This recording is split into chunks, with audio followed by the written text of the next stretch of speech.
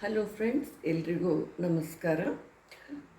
ಮೊನ್ನೆ ನನ್ನ ಮನೆಗೆ ನಂದು ಫ್ರೆಂಡ್ ಮಗ ಬಂದಿತ್ತು. ಭಾಳ ಸಣ್ಣದು ಇದು, ಯಾಕಂದರೆ ಶಿ ಮ್ಯಾರಿಡ್ ಆಫ್ಟರ್ PUC ಏನೋ.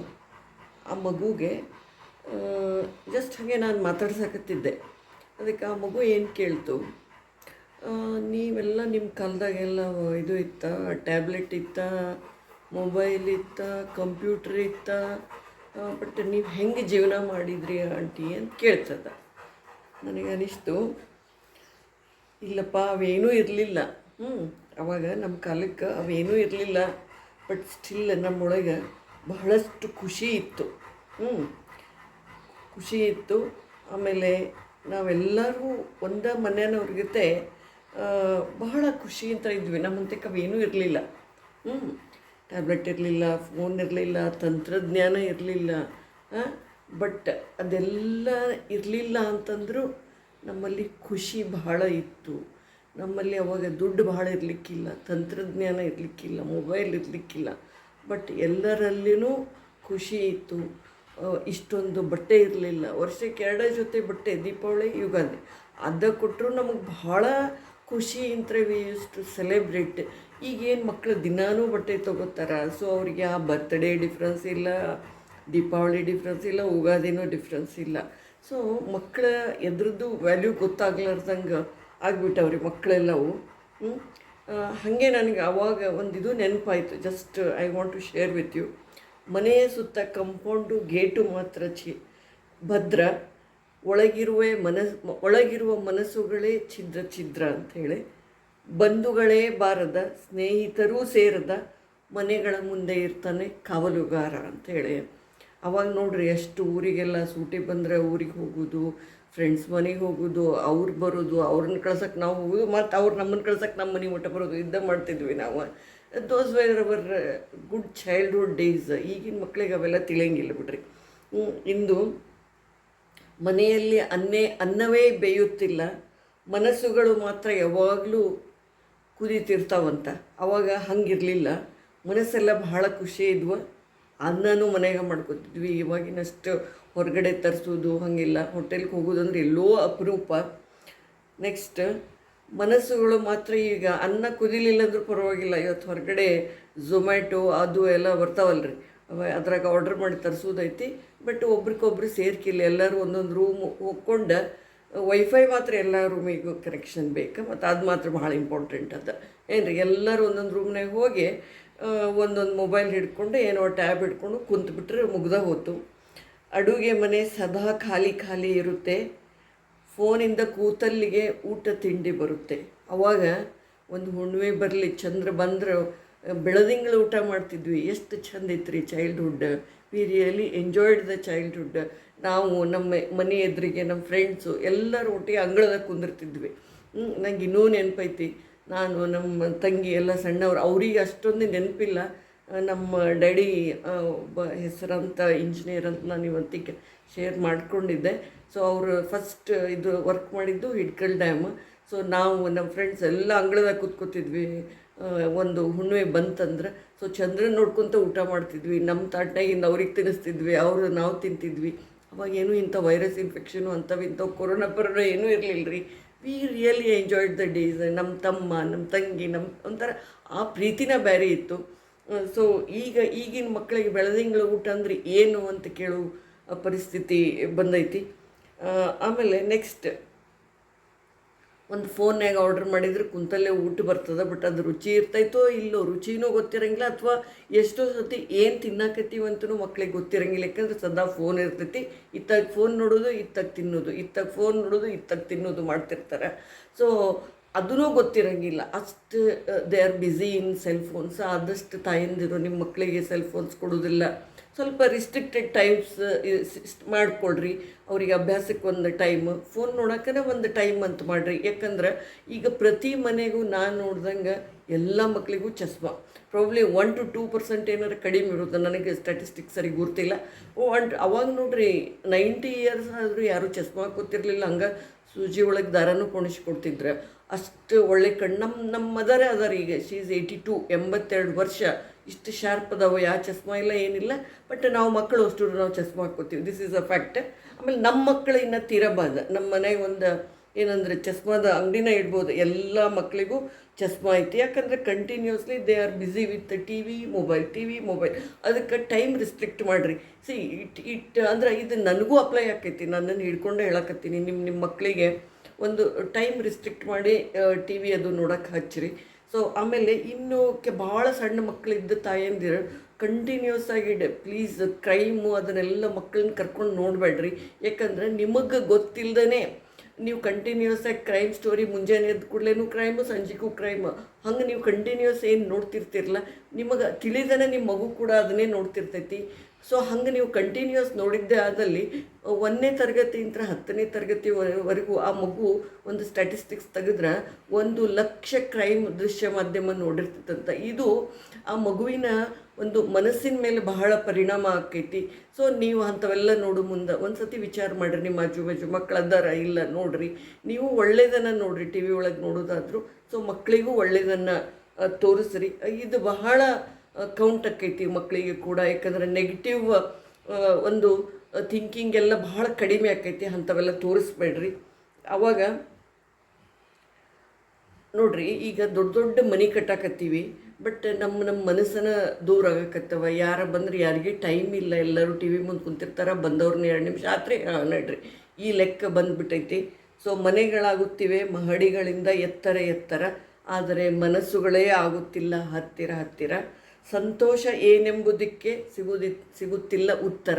ನಮ್ಮ ಸಂತೋಷ ಎದಕ್ಕಂತ ಹೇಳೇ ನಮಗೆ ಉತ್ತರ ಸಿಗ್ತಿಲ್ಲ. So we have to be happy with what we have. A man cannot be happy until he learns to be happy ಅಂತೀವಿ ಇಂಗ್ಲೀಷ್ನಾಗ. ನಾವು ಎಲ್ಲಿ ತನಕ ನಮ್ಗೆ ಏನು ದೇವ್ರು ಕೊಟ್ಟಾನಲ್ಲ ಅದರೊಳಗೆ ನಾವು ಖುಷಿ ಪಡೋಕ್ಕೆ ನಾವು ಪಡಲಿಲ್ಲ ಅಂದ್ರೆ ನಾವು ಎಂದೂ ಖುಷಿಯಾಗಿರಂಗೇ ಇಲ್ಲ. ಸೊ ಅದು ನಮ್ಮ ಜೀವನ. ಸೊ ನಮ್ಗೇನು ದೇವ್ರು ಕೊಟ್ಟಾನಲ್ಲ, ನಮ್ಗೆ 2 ಕೈ ಕೊಟ್ಟಾನ, ಕಾಲು ಕೊಟ್ಟಾನ, 2 ಕಣ್ಣು ಕೊಟ್ಟಾನ, ಆಮೇಲೆ ಇರೋಕ್ಕೆ ಮನೆ ಕೊಟ್ಟಾನ, 3 ಹೊತ್ತು ಊಟ ಕೊಟ್ಟಾನ, ಒಳ್ಳೆ ನೋಡ್ರಿ ಬಂದು ಬಳಗ ಕೊಟ್ಟಾನ. ಇದಕ್ಕಿಂತ ಏನು ಬೇಕು ರೀ? ನಾವು ಒಂದು ಕೈ ಕೊಡು 10 ಲಕ್ಷ ಕೊಡ್ತೀವಿ ಅಂದ್ರೆ ಕೊಡ್ತೀವೇ ಇಲ್ಲ, ಒಂದು ಕಾಲು ಕೊಡು ಅಂದ್ರೆ ಕೊಡ್ತೀವೇ ಇಲ್ಲ, ಒಂದು ಕಣ್ಣು ಕೊಡಂದ್ರೂ ಕೊಡೋಂಗಿಲ್ಲ. ಸೊ ದೇವರು ನಮಗೆ ಎಷ್ಟು ಕಾಸ್ಟ್ಲಿ ಇವನ್ನೆಲ್ಲನೂ ಕೊಟ್ಟಾನ. ಅದನ್ನು ಬಿಟ್ಟು ಯಾವುದು ಅದೇನ ಅಂತಾರಲ್ಲ, ಇರುವುದ ಬಿಟ್ಟು ಯಾವ್ದು ನಮ್ಮ ಹಂತಕ್ಕಿಲ್ಲ ಅದ್ರ ಕಡೆಯೇ ನಮ್ಮ ತುಡಿತ. ಅವರು ಮರ್ಸಿಡೀಸ್ ಬೆನ್ಸ್ನಾಗ ಹೋದ್ರೆ ಅಯ್ಯೋ ನನಗೆ ಅದಿಲ್ಲ, ನಂದು ಡಸ್ಟ್ರ್ ಐತಿ ಅಂತ ಹೇಳಿ ಡೆಫಿನೆಟ್ಲಿ ನಾವು ಒಂದು ದುಃಖಿ ಆಗಬಾರ್ದು. ಸೊ ನೋಡಿರಿ, ಒಂದು ಎಕ್ಸಾಂಪಲ್ ನಾ ಹೇಳೋದು, ಬೆಂಗಳೂರಿಗೆ ದಿನ ಲಕ್ಷಗಟ್ಟಲೆ ಮಂದಿ ಹೋಗ್ತಾರೆ. ಬೆಂಗಳೂರಿನಾಗ ಫ್ಲೋಟಿಂಗ್ ಪಾಪ್ಯುಲೇಷನ್ನೇ ಭಾಳ ಐತಿ, ಎಷ್ಟೋ ಲಕ್ಷ, ನನಗೆ ಕರೆಕ್ಟ್ ಗೊತ್ತಿಲ್ಲ, ಅದ್ರ ಬಗ್ಗೆ ನಾನು ಮಾತಾಡೋಂಗಿಲ್ಲ. ಪ್ರಾಬ್ಲಿ 4 to 5 lakhs ಅಂತ ಎಕ್ಸಾಂಪಲ್ ನಾನು ಇಟ್ಕೊಳ್ಳೋದು. ನೋಡಿರಿ, ಕೆಲವರು ಟ್ರೈನಿಗೆ ಹೋಗ್ತಾರೆ, ಕೆಲವರು ಲಕ್ಸುರಿ ಬಸ್ಸಿಗೆ ಹೋಗ್ತಾರೆ, ಕೆಲವ್ರು ಕೆಂಪು ಬಸ್ಸಿಗೆ ಹೋಗ್ತಾರೆ, ಕೆಲವ್ರು ತಮ್ಮ ಗಾಡಿ ಒಯ್ತಾರೆ, ಇನ್ನೋವಾ ಒಯ್ತಾರೆ, ಬೆಂಜ್ ಒಯ್ತಾರೆ, ಕೆಲವ್ರು ಫ್ಲೈಟಿಗೆ ಹೋಗ್ತಾರೆ. ಬಟ್ ಅಲ್ಟಿಮೇಟ್ಲಿ ನಮ್ಮ ಉದ್ದೇಶ ಏನಿರ್ಬೇಕು? ಬೆಂಗಳೂರು ಮುಟ್ಟೋದಿರ್ಬೇಕು, ನಮ್ಮ ಕೆಲಸ ಆಗೋದಿರ್ಬೇಕು. ಹೋಗೋ ಮೀನ್ಸ್ ಬೇರೆ ಇರ್ಬೋದು, ಬಟ್ ಎಲ್ಲರೂ ಹೋಗೋದು ನಾವು ಬೆಂಗಳೂರಿಗೆ. ಸೊ ಯಾವ ಉದ್ದೇಶಕ್ಕೆ ಹೊಂಟೀವಿ ಅಲ್ಲಿ ಮುಟ್ಟೋದಷ್ಟೇ ಇಂಪಾರ್ಟೆಂಟ್. ಸೇಫಾಗಿ ಮುಟ್ತೀವ ಇಲ್ಲ ಅನ್ನೋದು ಅಷ್ಟೇ ಇಂಪಾರ್ಟೆಂಟ್. ಅವ್ರ ಕಡೆ ಆಲ್ಟೋ ಇರ್ಬೋದು, ಇವ್ರ ಕಡೆ ಡಸ್ಟರ್ ಇರ್ಬೋದು, ಇನ್ನೊಬ್ರ ಕಡೆ ಹೊಂಡಾ ಇರ್ಬೋದು. ಬಟ್ ಅಲ್ಟಿಮೇಟ್ಲಿ ಏನಪ್ಪ, ನಾವೆಲ್ಲರೂ ಹೋಗೋಕ್ಕೆ ನಮಗೆ ಒಂದು ಕಂಫರ್ಟಿಗೆ ಒಂದು ಗಾಡಿಯೇ ಇರ್ತೈತಲ್ಲ, ಅದಕ್ಕೆ ನಾವು ಖುಷಿ ಪಡಬೇಕು. ಹಿಂದೆ ಎಲ್ಲರೂ ಚಕ್ಕಡಿ ಒಳಗೆ ಅಡ್ಡಾಡಿ ಎಷ್ಟು ಖುಷಿ ಇದ್ರು ಅವರೆಲ್ಲರೂ. ಅವ್ರನ್ನ ನೋಡಿ ನಾವು ತಿಳ್ಕೊಳ್ಳೋದು ಬಹಳ ಐತಿ. ಅಂದು ಬಿಸಿಲು ಮಳೆ ಚಳಿಗೆ ಮೈ ಒಗ್ಗಿತ್ತು. ನೋಡ್ರಿ, ಎಲ್ಲಿ ಮಳೆಯಾಗಬೇಕು ತೊಯಿಸ್ಕೊಂಡು ಅದ ರಾಡಿ ನೀರಿನಾಗ ಆಟ ಆಡಿಕೊಂಡು, ಆಮೇಲೆ ಎಲ್ಲಿ ಅವಾಗ ಫಿಲ್ಟರ್ಸ್ ಇದ್ದು ರೀ, ಎಲ್ಲಿ ಫಿಲ್ಟ್ರ್ ನೀರಿತ್ತು, ಎಲ್ಲಿ RO ಇತ್ತು, ಅದೇ ನೀರು ಸ್ಕೂಲ್ನಾಗೆಲ್ಲ ಎಲ್ಲೆಲ್ಲೋ ತುಂಬಿಟ್ಟಿದ್ದ ನೀರು ಕುಡ್ಕೊಂಡು ಬರ್ತಿದ್ವಿ ಎಲ್ಲ. ಯಾಕಂದರೆ ನಾವೆಲ್ಲ ಪ್ರೈಮರಿ ಸ್ಕೂಲ್ ಕನ್ನಡ ಸ್ಕೂಲ್ನಾಗ ಓದಿದ್ದು, ಎಲ್ಲೆಲ್ಲೋ ನೀರು ಕುಡಿತಿದ್ವಿ ಎಂದು ವಿಚಾರ ಮಾಡ್ತಿರಲಿಲ್ಲ. ಹಳ್ಳಿಯಾಗ ಹೋದ್ರೆ ಕೆರೆಯಾಗೆ ನೀರು ಹಳ್ಳದಾಗಿನ ನೀರೆಲ್ಲ ಕುಡಿತಿದ್ವಿ. ಅಷ್ಟಾದ್ರೂ ನಮಗೆ ಯಾವುದೇ ರೋಗ ರುಜಿನ ಬರ್ತಿರಲಿಲ್ಲ. ಈಗ ಏನು ರೀ, boiled water, RO water, alkaline water, acidic water ಅಂತ. ಮತ್ತು ಅದ್ರಾಗನ ಇದಕ್ಕೆ 1 ಲಕ್ಷ, ಅದಕ್ಕೆ 3 ಲಕ್ಷ ದಿನನಿತ್ಯ ಅವರು ವ್ಯಾಪಾರಿಗಳ ದುಡ್ಡು ಮಾಡೇ ಮಾಡ್ತಾರೆ ಆ ರೀತಿ ಹೇಳಿ. ಬಟ್ ಯಾವುದೂ ರೇನ್ ವಾಟ್ರ್ಕಿನ್ನ ಟೇಸ್ಟ್ ಇರೋದಿಲ್ಲ, ಯಾವುದೂ ಹೊಳೆ ನೀರ್ಕಿನ್ನ ಟೇಸ್ಟ್ ಅಂತೂ ಇರುವುದೇ ಇಲ್ಲ. ಯಾವುದೇ ಅಲ್ಕ್ಲೈನ್ ಇರಲಿ, ಆ್ಯಸಿಡಿಕ್ ಇರಲಿ, ನೀವು ಟೆಸ್ಟ್ ಮಾಡಿ ನೋಡಿರಿ. ಅಂದು ಬಿಸಿಲು ಮಳೆ ಚಳಿಗೆ ಮೈ ಒಗ್ಗಿತ್ತು, ಮನೆ ತಣ್ಣಗಿತ್ತು, ಒಲೆ ಹೊಗೆಯಾಡುತ್ತಿತ್ತು, ಬಿಸಿ ನೀರ ಹಂಡೆ ಹಬೆಯಾಡುತ್ತಿತ್ತು, ಕಣಜ ತುಂಬ ದವಸ ಧಾನ್ಯ ತುಂಬಿತ್ತು, ಬಂಧು ಬಳಗದ ನಡುವೆ ಅನುಬಂಧ ಇತ್ತು. ಈಗ ನೋಡ್ರಿ, ಎಲ್ಲೈತ್ರಿ ಹಳ್ಳಿ ನಾವು ಎದಕ್ಕಾರ ಒಂದು ಫಂಕ್ಷನಿಗೆ ಸೇರ್ಬೇಕಂದ್ರೆ ನಾವು ನನಗೆ ಟೈಮ್ ಇಲ್ಲ, ನನಗೆ ರಜೆ ಸಿಗಲಿಲ್ಲ, ನಿನಗೆ ಸಿಗಲಿಲ್ಲ, ಇದೇ ಉತ್ತರ ಬರ್ತಾವೆ. ಎಲ್ಲರೊಟ್ಟಿಗೂ ಮನೆಯೂ ನಗೆಯಾಡುತ್ತಿತ್ತು, ಮನೆ ಚಿಕ್ಕದಾದರೂ ಮನಸ್ಸು ಚೊಕ್ಕವಾಗಿತ್ತು. ಎಷ್ಟು ಅರ್ಥಪೂರ್ಣ ಐತಿ ವಿಚಾರ ಮಾಡಿರಿ. ಅಂದು ನನ್ನಜ್ಜ ಕಟ್ಟಿದ ಮನೆಯಲ್ಲಿ ನಲಿವಿತ್ತು, ಒಲವಿತ್ತು, ಸಂತಸದ ನೆಲೆ ಇತ್ತು. ಮುಖ್ಯ ಬಾಗಿಲು ಚಿಕ್ಕದಿತ್ತು, ತಲೆಬಾಗಬೇಕಿತ್ತು. ಅಂದರೆ ಯಾರ ಬರೋರು ಹಳ್ಳ್ಯಾಗ ನೋಡ್ರಿ, ತಲೆಬಾಗಿಲು ಸ್ವಲ್ಪ ತಲೆ ಬಗ್ಗೆ ಒಳಗೆ ಹೋಗಬೇಕು. ಹಂಗೆ ಎಲ್ಲರಿಗೂ ಗುರು ಹಿರಿಯರಿಗೆ ನಮಸ್ಕಾರ ಮಾಡೋದು ಒಂದು ಒಳ್ಳೆಯ ಸಂಸ್ಕಾರ ಇತ್ತು.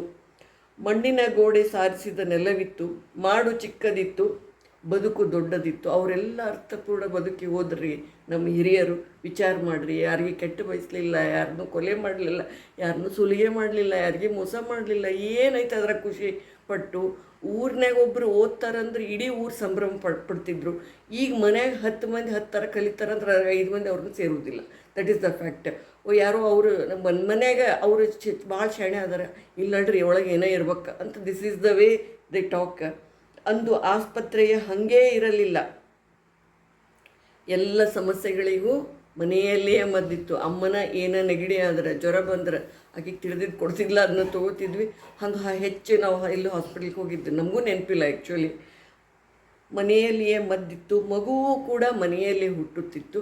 ಇದ್ರ ಬಗ್ಗೆ ನಾನು ಜಾಸ್ತಿ ಕಮೆಂಟ್ ಮಾಡೋಂಗಿಲ್ಲ, ಯಾಕಂದ್ರೆ ನಾನು ಈ ಮನೆಗೆ ಡೆಲಿವರಿ ಮಾಡ್ಕೊಳ್ರಿ ಅಂತ ಹೇಳೋದು ತಪ್ಪಾಕೈತಿ. ನಾವು ಒಬ್ಬ ಸ್ತ್ರೀರೋಗ ತಜ್ಞಳಾಗಿ ಎಲ್ಲ ಹಾಸ್ಪಿಟ್ಲಾಗ ಡೆಲಿವರಿ ಮಾಡ್ಕೊಳ್ರಿ ಅಂತ ನಾವು ದಿನನಿತ್ಯ ಹೇಳ್ತೀವಿ. ಯಾಕಂದ್ರೆ ಮನೆಯಾಗನ ಡೆಲಿವರಿ ಆವಾಗ 10 ಡೆಲಿವರಿ ಆದ್ರೆ ಅದ್ರಾಗ 2 ಸತ್ರು 8ರ ಉಳಿತಾವ ಅನ್ನೋದಿತ್ತು. ಈಗ ಹಡಿಯೋದ 1, 2 ಮತ್ತು ಅವು ಏನಾರ ಆದ್ರೆ ನಾ ಹೆಂಗೆ ಹೋಮ್ ಡೆಲಿವರಿ ಮಾಡ್ಕೊರಿ ಅಂತ ನಾ ಹೇಳೋದಿಲ್ಲ. ಸೊ ಈ ಪಾಯಿಂಟ್ ನಾನು ಇದನ್ನು ಒಪ್ಪಂಗಿಲ್ಲ. ಎಲ್ಲರೂ ಆಸ್ಪತ್ರೆಗೆ ಹೋಗಿಯೇ ಒಂದು ಒಳ್ಳೆಯ ರೀತಿ ಸುಖಕರ ಹೆರಿಗೆ ಮಾಡಿಸ್ಕೊಳ್ರಿ ಅಂತ ನಾನು ಹೇಳೋಕ್ಕೆ ಇಚ್ಛೆ ಪಡ್ತೀನಿ. ಆವಾಗ ನೋವುಗಳು ಇದ್ದರೂ ಬದುಕಿಗೆ ಬೆಲೆ ಇತ್ತು.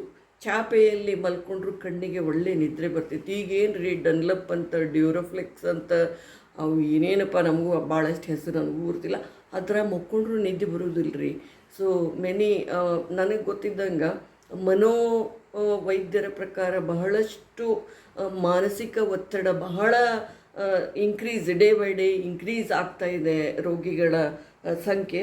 ಈಗ ಪ್ರತಿ ಒಂದು ಮನುಷ್ಯನೂ ಒಂದು ದಿವಸಕ್ಕೆ ಒಂದು ಸತಿಯರ ಒಂದು ಸಿಟ್ಟಿನಾಗ ಮಾತಾಡೋದನ್ನ ನಾವು ದಿನನಿತ್ಯ ನೋಡ್ತಾ ಇರ್ತೀವಿ. ಇದು ಕೂಡ ಒಂದು ಮಾನಸಿಕ ಒಂದು ರೋಗನ ಅಂತ ನಾವು ತಿಳ್ಕೊಬೇಕು. ಸೊ ಆ ರೀತಿ ಆಗೋದು ಬೇಡ. ನಮ್ಮ ಮನಸ್ಸು ಶಾಂತಿ ಇಟ್ಕೋಬೇಕು, ಮನಸ್ಸು ಸಮಾಧಾನ ಇಟ್ಕೋಬೇಕು. ಮದುವೆ ಕೂಡ ಮನೆಯಲ್ಲೇ ನಡೆಯುತ್ತಿತ್ತು. ಈಗ ದೊಡ್ಡ ದೊಡ್ಡ ಚೌಲ್ಟ್ರಿ ಬುಕ್ ಮಾಡ್ತಾರೆ, ಲಕ್ಷಗಟ್ಟಲೆ ಸ್ಪೆಂಡ್ ಮಾಡಿದರೆ ಮದುವೆ ಅಂತಾರೆ. ಹಂಗಲ್ರಿ, ಮದುವೆ ಅನ್ನೋದೇನು 2 ನಮ್ಮ ಆಡಂಬರ ತೋರಿಸೋದು ಮದುವೆ ಆಗಬಾರ್ದು. 2 ಮನಸ್ಸುಗಳು ಸೇರೋದು ಮದುವೆ ಆದಾಗ ಮಾತ್ರ ಅದಕ್ಕೆ ಅರ್ಥ. ಸೊ ಮಂತ್ರ ಮಾಂಗಲ್ಯ ಅಂತ ಮಾಡ್ತಾರೆ, ಅಕ್ಷತೆ ಮಾಂಗಲ್ಯ ಅಂತ ಮಾಡ್ತಾರೆ. ಸೊ ಸಿಂಪಲ್ಲಾಗಿ ಬಟ್ ಅರ್ಥಪೂರ್ಣವಾಗಿ ಮದುವೆ ಮಾಡ್ಕೊಳ್ರಿ. ನಿಮ್ಮ ದುಡ್ಡು ಖರ್ಚು ಮಾಡ್ಕೊಬೇಡ್ರಿ. ಆಮೇಲೆ ಅಕ್ಕಿ ಎಲ್ಲ ವೇಸ್ಟ್ ಮಾಡಿಬಿಡ್ರಿ. ಎಷ್ಟೋ ಮಂದಿ ಎಷ್ಟೋ ಲಕ್ಷ ಜನ ಅನ್ನ ಇಲ್ಲದೆ ಸಾಯ್ತಿರ್ತಾರೆ. ನಾವು ಅದನ್ನು ಅಕ್ಕಿ ಎಲ್ಲ ಚೆಲ್ಲಿ ತುಳಿದಾಡ್ತೀವಿ. ನೋಡ್ರಿ, ವಿಚಾರ ಮಾಡಿರಿ. ಅದ್ರ ಬದಲು ಹೂವಿನ ಪಕ್ಲೆ ಹಾಕ್ಬೋದು. ಇಲ್ಲ ಅದು ಬೇಡ ಅಂತಂದರೆ ಜಸ್ಟ್ ಹಾಗೆ ನೀವು ವಿಶ್ವಸಿ ಹೇಳಿನೂ ನೀವು ಬರಬಹುದು. ಆಮೇಲೆ ಹೋಗೋರಿಗೆ ಹುಯಿ ಅಂತ ನೀವು ಗಿಫ್ಟ್ ಕೊಡೋದು, ಅವ್ರು ನಿಮಗೆ ಮಾಡೋದು ಅಂದರೆ ಇದ್ದವ್ರು ಮಾಡ್ಕೊಳ್ಳ್ರಿ. ಇಲ್ಲದೆ ಇರೋರು ಪಾಪ ಸಾಲ ಮಾಡಿ ಮಾಡೋದು ಬೇಡ. ಆಮೇಲೆ ಎಲ್ಲರಿಗೂ ಒಂದೊಂದು ಗಿಡ ಕೊಟ್ಟರೆ ಪರಿಸರ ಕಾಳಜಿನೂ ಬರ್ತೈತಿ. ಆಮೇಲೆ ಕೆಲಸಕ್ಕೆ ಶ್ರದ್ಧೆ, ದೇವರ ಮೇಲೆ ನಂಬಿಕೆ ಇತ್ತು. ಅವಾಗ ಈ ಕೆಲಸದ ಮೇಲೆ ಎಲ್ಲಿ ಶ್ರದ್ಧೆ ಐತ್ರಿ? ಭಾಳ ಮಂದಿ ಕಾಟಾಚಾರಕ್ಕೆ ಕೆಲಸ ಮಾಡೋರು ಹೆಚ್ಚಾಗಿ ಆಗ್ಯಾರೀಗ. ಒಂದು ಪ್ರೈವೇಟ್ ಕೆಲಸ ಇರ್ಬೋದು, ಸರ್ಕಾರಿ ಕೆಲಸ ಇರ್ಬೋದು, ಮನೆ ಕೆಲಸ ಇರ್ಬೋದು, ಶ್ರದ್ಧೆಯಿಂದ ಮಾಡೋರೇ ನಮ್ಗೆ ಸಿಗ್ತಾ ಇಲ್ಲ, ನಂಬಿಕೆ ಇಲ್ಲ. ಸೊ ಅದನ್ನೆಲ್ಲ ನಾವು ಒಂದು ಮರುಚಿಂತನೆ ಮಾಡಬೇಕು. ಸಾವಿಗೂ ಸಹ ಮನೆಯೇ ಸಾಕ್ಷಿ ಆಗುತ್ತಿತ್ತು. ಈಗ ಬರೀ ಹಾಸ್ಪಿಟಲ್ನಾಗ ಸಾಕ್ಷಿ ಹಾಕವ್ರಿ, ಮತ್ತು ಅದಕ್ಕೆಲ್ಲ ಕಡೆ ಸಹಿ ಆಗಬೇಕು. ಅದಕ್ಕೆ ಸಿಗ್ನೇಚರ್ ಆದಮೇಲೆ ಬಾಡಿ ಕೊಡ್ತಾರೆ. ಸೊ ಇದು ನಿಮಗೆಲ್ಲ ಗೊತ್ತಿದ್ದೈತಿ.